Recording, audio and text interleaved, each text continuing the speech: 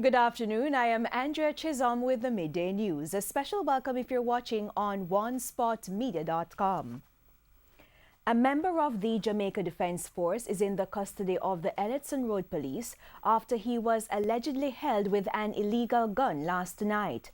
The 27-year-old soldier, who is reportedly assigned to the Coast Guard, was detained on Oliver Road in Rockfort, East Kingston.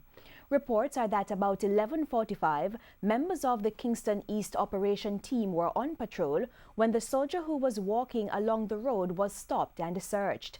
A pistol with the serial number erased and a magazine containing 13 bullets were removed from his waistband.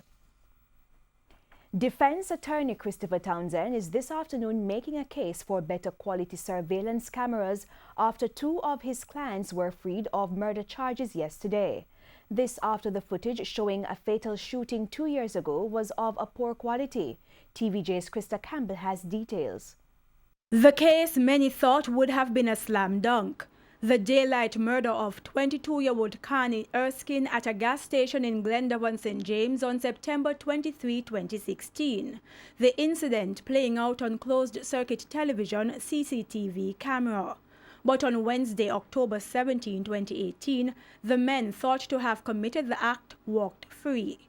The attorney representing brothers O'Neill and O'Brien Walters, Christopher Townsend, says it all boiled down to the quality of the footage used as the key evidence in the murder trial. There is technology that certainly I know about that could enhance it in a particular way where you can actually make a positive identification. So our government needs to invest in this kind of technology if it is that they're going to do this kind of rollout for cameras for the detection of crime.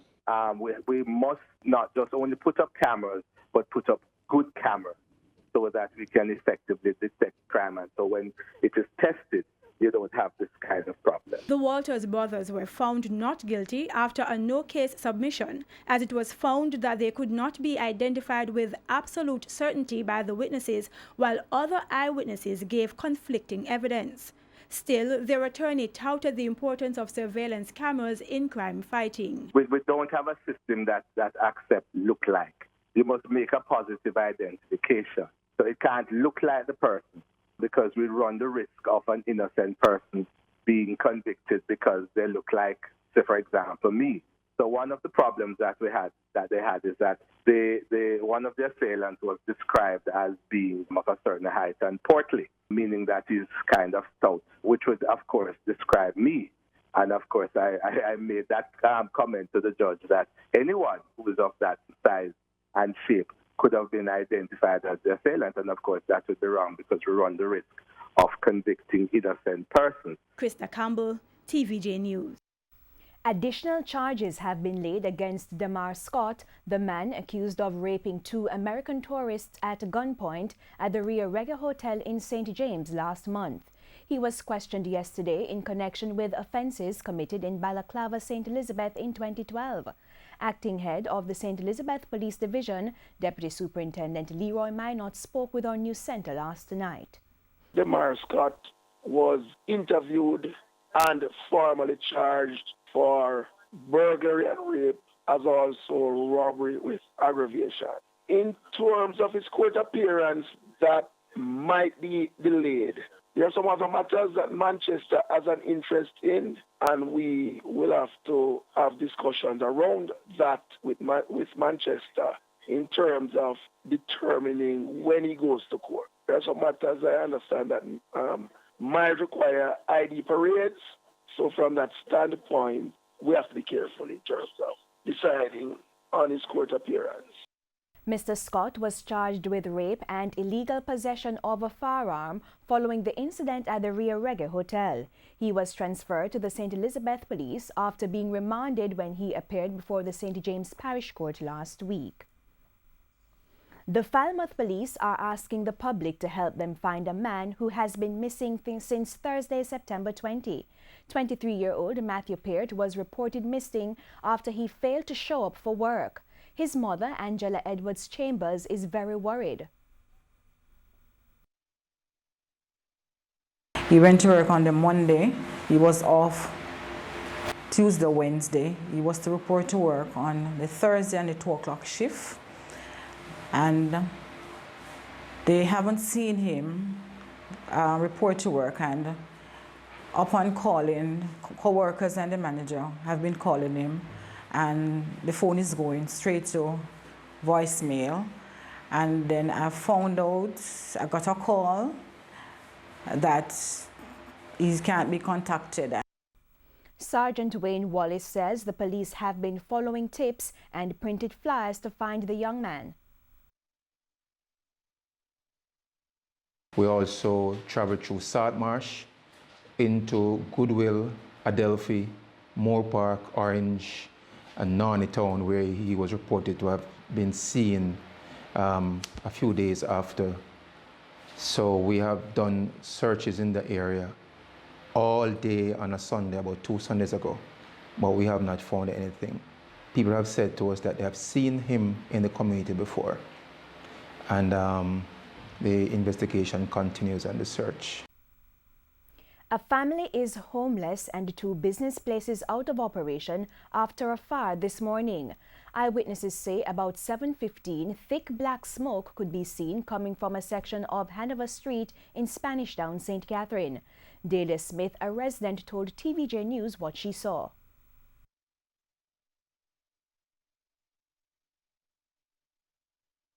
This morning I was just up the top of the road there talking to one of my friend's sister.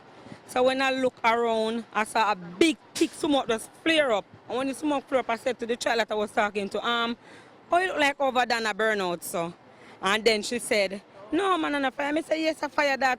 So I just rush in and rush on my yard and open the gate and said to my baby father, say, fire, all over done a burn down, all over done trap in a building, turn fool, him no know. Ms. Smith says men from the community rushed to the building and removed the grill so that the owner could escape.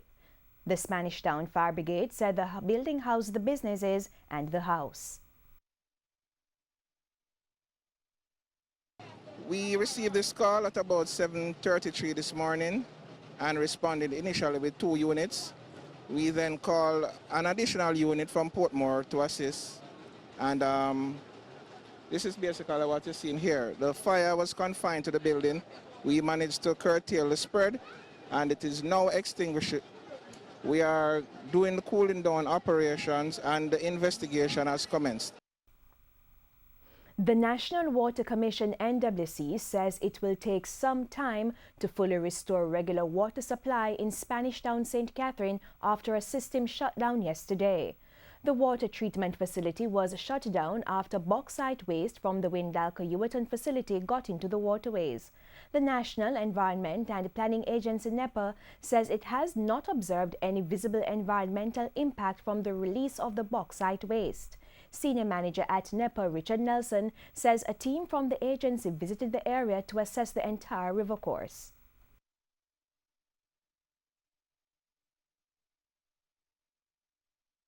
We did not observe anything such as fish scales or any obnoxious odor. And in fact, the data provided by Windalco at about midday suggested that the pH levels are returning closer to what it was before the incident.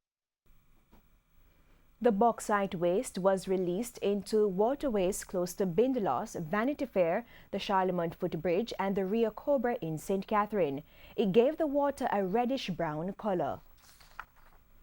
Jamaicans can now catch and eat parrotfish without fear of prosecution. This after the authorities have decided against instituting a ban on the fish at this time. Fisheries being the authority on this issue, the NRCA did yield to fisheries because you will know that fisheries division are the division that is on the ground with the fishermen that are doing the measurements, etc., net size, and all of these issues. But it's a cultural issue. Persons want the parrotfish. And so it presents a major challenge for us. But the Jamaica Environment Trust JET has responded, calling for further clarification on the decision. There have been calls over the years digest other groups to regulate parrotfish in some way, whether that's a ban, whether that is a closed season, what form that would take would be important, to discuss. But that we do have this feeling that, we do have this position, rather, that regulation of parrotfish, because of the importance that they have to our marine ecosystem, is very, very important. Head of the National Environment and Planning Agency NEPA, Peter Knight, first made the announcement during yesterday's sitting of Parliament's Public Administration and Appropriations Committee. There has been a campaign for Jamaicans to stop eating parrotfish amidst a decrease in its population and the implications for the marine environment. Meanwhile, at least one local retailer is sticking to its decision to stop importing and selling parrotfish despite the announcement by the government. Marketing manager for Rainforest Seafood, Robert Lynn, says the company stopped trading the fish since 2016 due to the environmental concerns. It goes with our mantra, so it's not just about dollars and cents. We have to look at the protective side, the sustainability of species, the sustainability of the environment in which the ocean is a big part of our business. Seafood is our core, and it will continue to be our core. So we have to do all that we can do and participate in this whole sustainability initiative of protecting our ocean, protecting our livelihood. Concern is being raised about the close proximity of some petrol filling stations to schools, hospitals and other public facilities.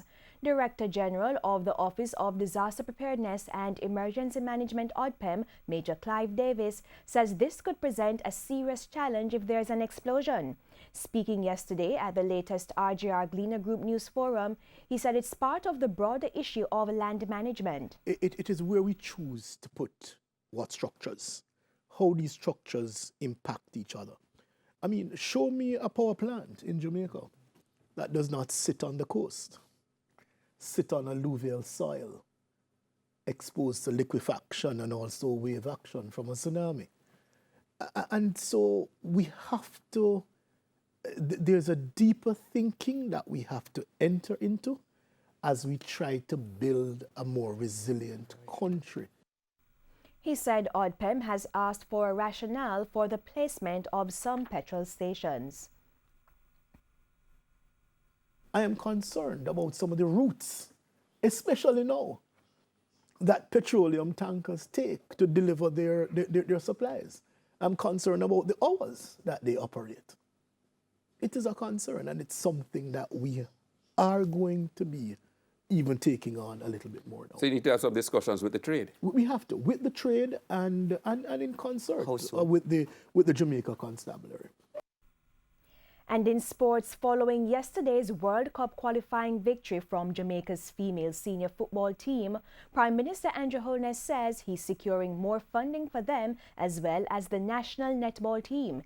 He explained his plan on TVJ's All Angles last night.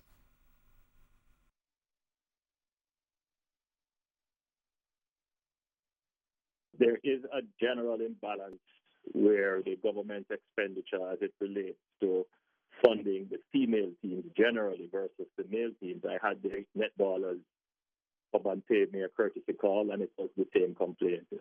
I believe it is something that the government should look into, and I have given directions that that be done. And that specifically as well in relation to the reggae girls, just to be clear? Both to the reggae girls and to our sunshine girls. They are doing an amazing job, and they deserve no less than our men. And you think any of that assistance will come in time for the lead up now to France? Well, put it this way, we have to do it now.